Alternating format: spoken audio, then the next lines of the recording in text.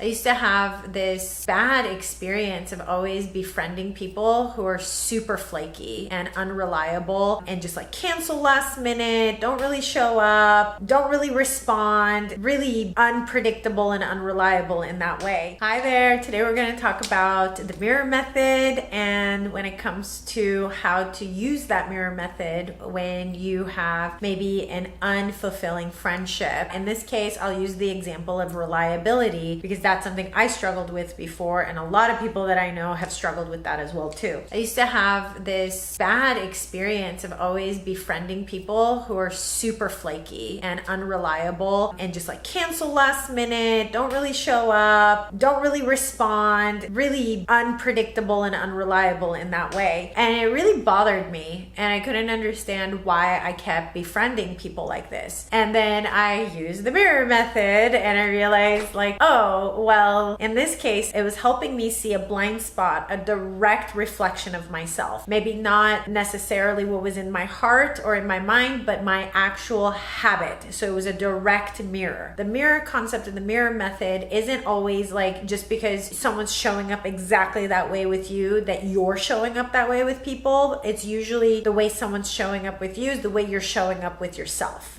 And that's what makes it a projection. And then it's a reflection when people show up with you the way you're showing up with them. And when I started using the mirror method to understand this area of my life, I realized, well, I was that same person. I barely answered messages. I would always get tired or want to cop out and cancel last minute. I used to, when I made the commitment to someone, I would dread that I did that. Doing deeper introspection, I realized that was the people pleaser in me. I would overcommit. I was too much of a yes person. Truthfully, I was overdoing my own capacity because I am a very social person. I thoroughly enjoy people and being social. I wanted to say yes to everything because I enjoyed that, and I was overcommitting and I didn't have the capacity for it, and I wasn't being honest with myself. Accidentally or inadvertently made me a flaky person that was being mirrored back to me in my relationships. Once I had my light bulb moment with that and I realized like, oh, okay, it's not you, it is me in this case. And like a lesson and a teacher for me, those relationships, because they stood out to me, they bothered me, they triggered me, they helped me to grow and show up as a better friend, as a more reliable person myself. Also helped me to learn my own limitations, when I need to say no, when I need to say yes, be more clear and upfront about my capacity to be comfortable with the fact that I don't have endless capacity for socialization. It's okay because I also had other parts of my life that I attended to, including my professional life, my family life, my romantic life, my self-care.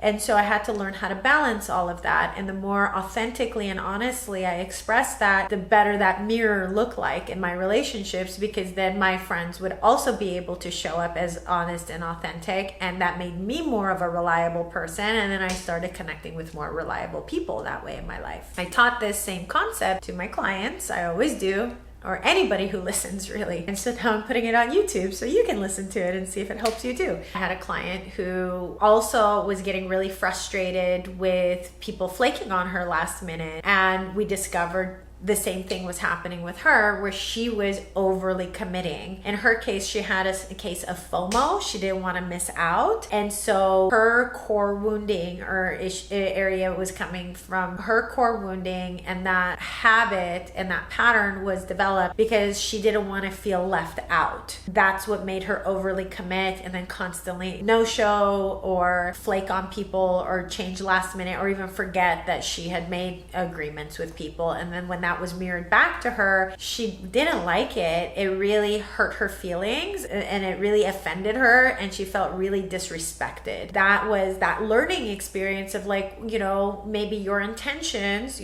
talking to my client, maybe her intentions weren't negative or malicious in any way, but the way she was showing up was hurting people's feelings too and made them feel disrespected. And now that she's on the other side of the mirror and she was being treated that way, she realized that it was time to make a change. So she changed a habit pattern of hers. She became awake to an unconscious habit of hers, took responsibility, was no longer a victim of unreliable friends, and was no longer putting people through that same unreliability. Then she started connecting with more respectful friends, more caring friends, more reliable friends, and she was showing up that way too. So it was a corrective experience for her to realize that direct mirror that was shown to her, and to overcome it, transcend it, and create a brand new pattern in her life that's more fulfilling. And now she really enjoys the quality of her friendships, as do I, because a part of her needed to be seen, a blind spot in her needed to be seen, a blind spot in me needed to be seen. So that helped both of us develop better relationship patterns. Through relationships is how these patterns get developed, and it's through relationships that we become aware of these patterns, and it's through relationships that we change these patterns, change these habits. And it's through these relationships we realize what we want to change. Some people